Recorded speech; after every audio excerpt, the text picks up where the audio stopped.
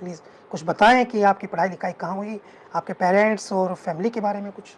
जी, मेरी फ़ैमिली कैराना एक छोटा कस्बा है शामली डिस्ट्रिक्ट में, वहाँ पे हम लोग सब सेटल्ड हैं, वहाँ से मैं बिलॉन्ग करती हूँ।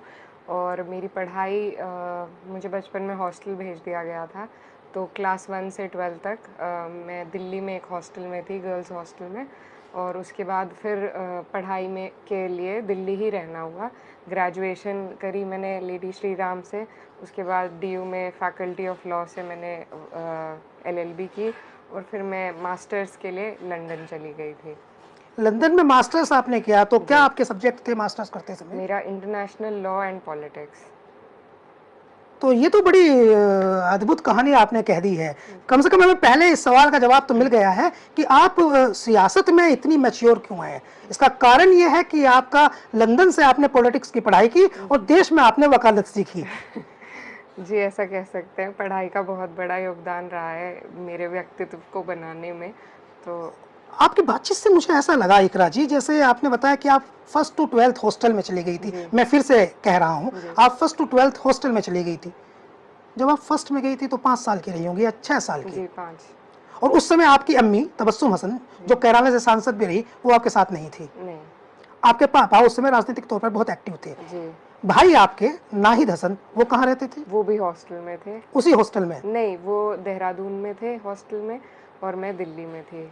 तो हम दोनों की पढ़ाई जो है वो स्कूलिंग घर पे नहीं हो पाई, क्योंकि बहुत व्यस्त मेरे वालिद रहते थे और मम्मी भी उसी चक्कर में व्यस्त रहती थी। तो फिर हमें इसीलिए बाहर भेजा गया था, पहले भाई को और फिर मुझको।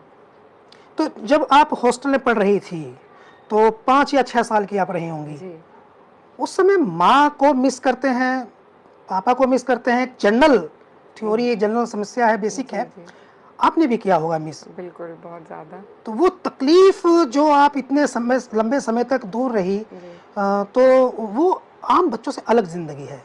जी। कुछ मेमोरी है? बिल्कुल, बहुत ज़्यादा मेमोरी है। शुरू में बहुत मुश्किल था, क्योंकि एक अपने परिवार में रहने का जो पैम्पर्डनेस होती है, जो सर चढ़े हो जाते हैं बच्चे, वो वहाँ पर नहीं हो पाता। आप किसी भी सब काम आपको अकॉर्डिंगली करने पड़ते हैं, जो रूल्स हैं। कोई भी काम ऐसा नहीं है जिसमें आप ज़िद करके नहीं करना है। उस तरह की जो बच्चों की हरकतें होती हैं, वो हॉस्टल वग़ैरह में चल नहीं पाती। तो एक तरीके से अब अगर रेट्रोस्पेक्ट में देखा जाए तो काफ़ी डिसिप्लिन उस वजह से आया है, लेकिन उस दौरान काफ़ी मुश्किल रहा था। अब इतनी स्ट्रॉन्ग अंदर से मैं हो गई हूँ कि मैं कहीं भी रह सकती हूँ। ऐसा मुझे कभी अब ये फ़ील नहीं होता कि मैं घर से अलग हूँ। हर जगह को घर बनाने की आदत शायद बचपन से ही लग गई थी। लेकिन कहीं से ऐसा भी आपको लगता है कि आपका कहीं बचपन आपका किल हो गया? एक बचपन भी तो होता है ना, गलियों का, मोहल्लों का, जी। परिवार का। बिल्कुल, उस तरह का नहीं था, लेकिन दूसरी तरह का था। अभी भी अगर अपने जो पढ़ाई के जितने भी दिन हैं, उनमें सबसे ज़्यादा अगर मैं कुछ याद करती हूँ, तो वो अपने हॉस्टल के दिनों को ही याद करती हूँ।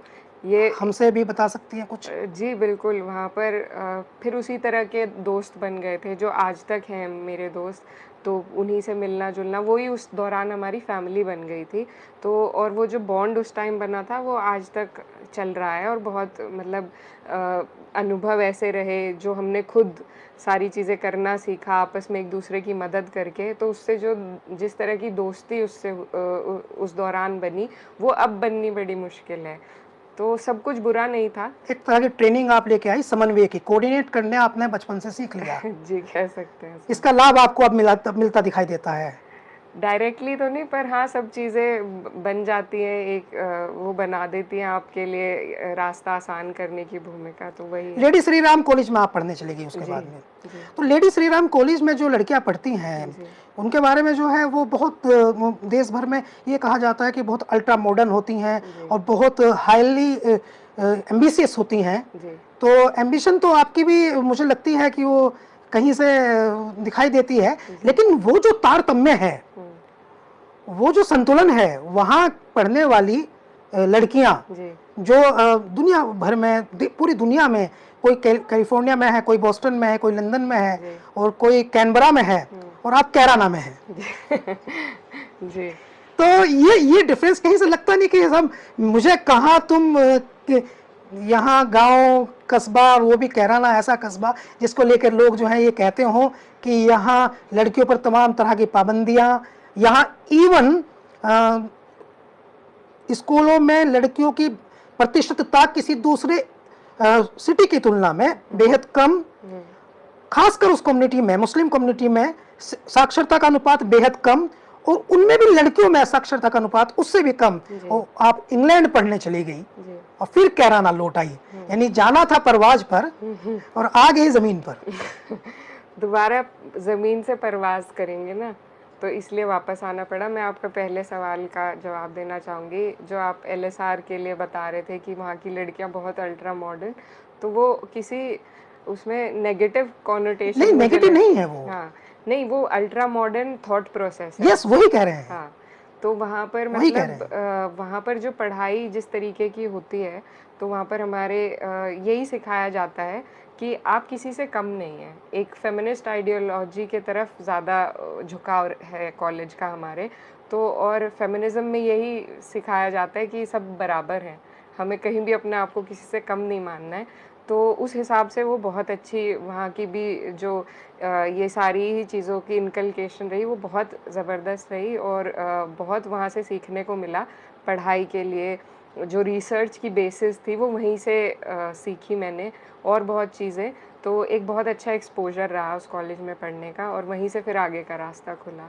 तो ये जो आपके अंदर दृढ़ता है और आपके अंदर की जो मजबूती है, जिसको पूरी दुनिया में, खासकर चूँकि वो पूरी दुनिया में मशहूर हुई बात, और ख़ासकर हम उसको भारत में तो वो मीडिया हाइलाइट्स बना था कि आपकी मदर जो है तबस्सुम हसन जी, उनको पुलिस जो है वो तलाश रही थी, और भाई जो थे आपके उनको सलाखों के पीछे भेज दिया गया था, और ऐसी परिस्थिति में पूरे चुनाव को, आपके भाई के चुनाव को आपने उसको कमांड किया था।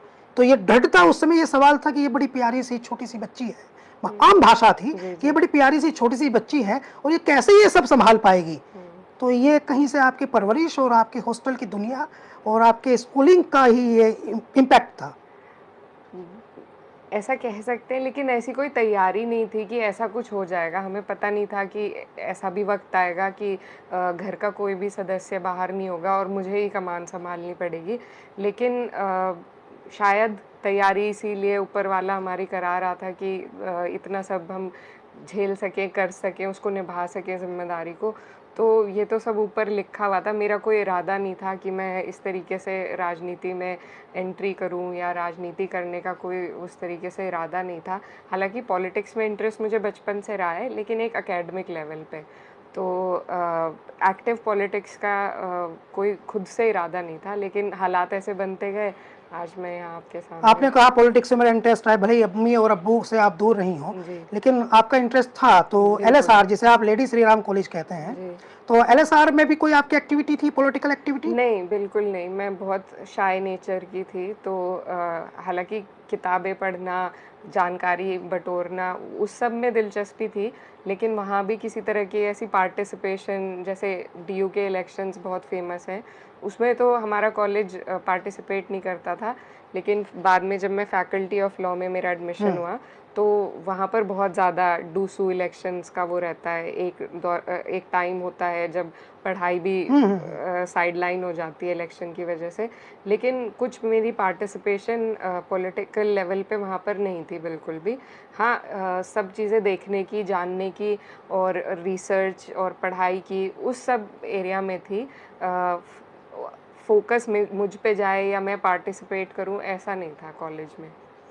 आप जब वहाँ पढ़ती थी तो जाहिर है आपके लड़कियाँ जो हैं साथ में पढ़ रही थी, आपकी दोस्त भी थी, फ्रेंड सर्किल भी था, वही बात जानते थे कि आप एक बड़े पॉलिटिशियन जिनका बड़ा दबदबा है उस समय, अगर मनव्वर हसन साहब किसी को फ़ोन कर देते थे तो पिंडलियाँ काँप जाती थी लोगों की। बहुत मशहूर थे अधिकारियों में उनका कि अपना काम कराने के जो तौर तरीका उनका था, अपने लोगों का काम कराने का जो उनका तौर तरीका था, एक नज़ीर था।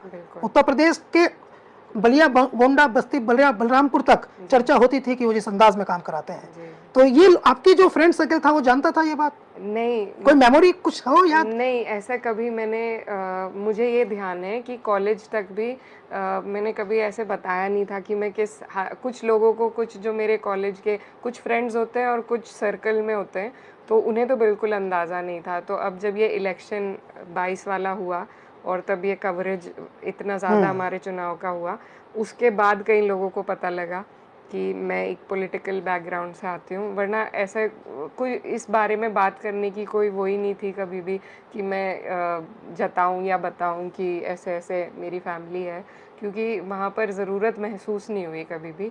तो जो बहुत क्लोज़ मेरे फ्रेंड्स थे उनको मालूम था, लेकिन ज़्यादातर एक्वेंटेंसेस जो हैं उनको इस बारे में जानकारी नहीं थी। हम डाइवर्सिटी को समझने की कोशिश कर रहे हैं कि आप जहां से आई हैं और जहां आई हैं, जी। वहां का जो डिफरेंसेज है बहुत बड़ा है।